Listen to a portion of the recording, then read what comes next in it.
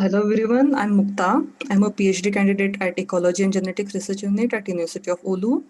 And today I'll be presenting one of my sub-projects for my PhD, which is basically the comparison study between two datasets, target enrichment and DDRAD, for a parapatric species pair of butterflies.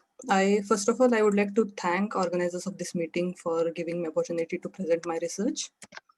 Then I would like to mention some people here who are part of this particular sub-project, including my supervisors, Marco Mutanen and Maria Nespeland from Germany.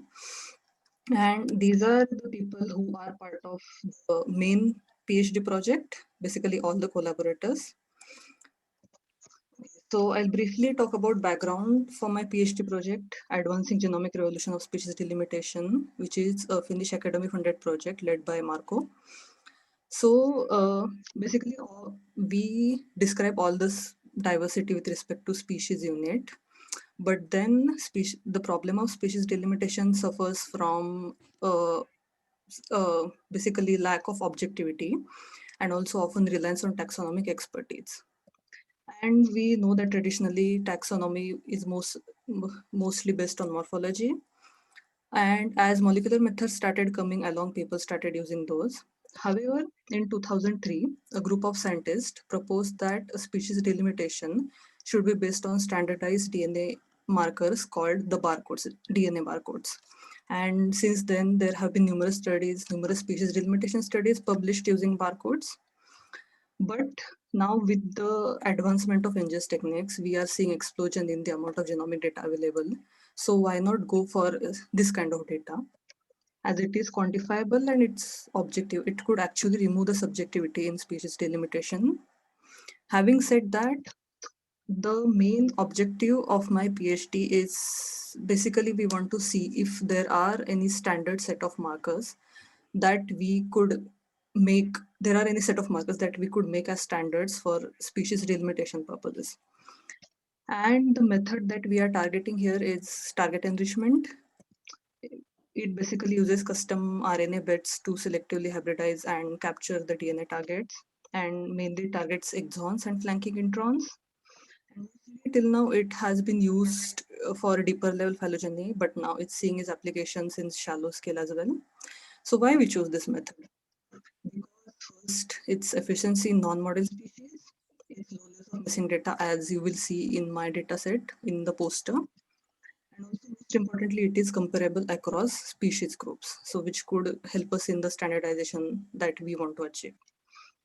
And for purpose of my research, I'm using LEP1 kit, which contains around 1700 target loci and which is developed by my co-supervisor Marianne.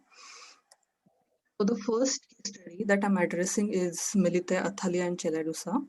So basically, I will be addressing sympatric, parapatric, and allopatric cases separately. This is the parapatric pair that I'm addressing. It is relatively unexplored case of taxa in European butterflies. So these two species, Athalia and Cheladusa, they are known to have hybrid zone in parts of Alps where their ranges meet.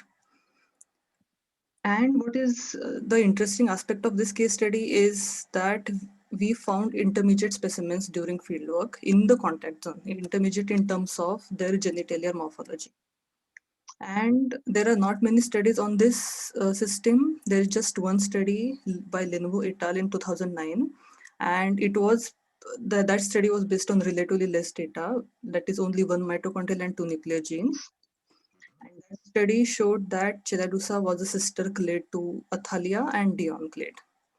So we wanted to clarify the phylogenetic relationships of these species pair in more detail, and we wanted to also look at the admixture pattern. So we generated DDRAD data on this pair of taxa. And what we found? So we mainly recovered first Melithaea athalia as a paraphyletic group with respect to Cheladusa clade. And we found high levels of admixture in Athalia as well as individuals from contact zone.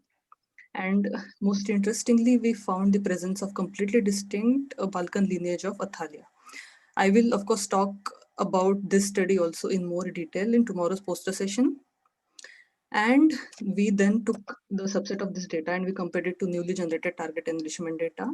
And if you are interested in knowing what we found out, please do come and check out my poster for tomorrow's session. I think poster number 15.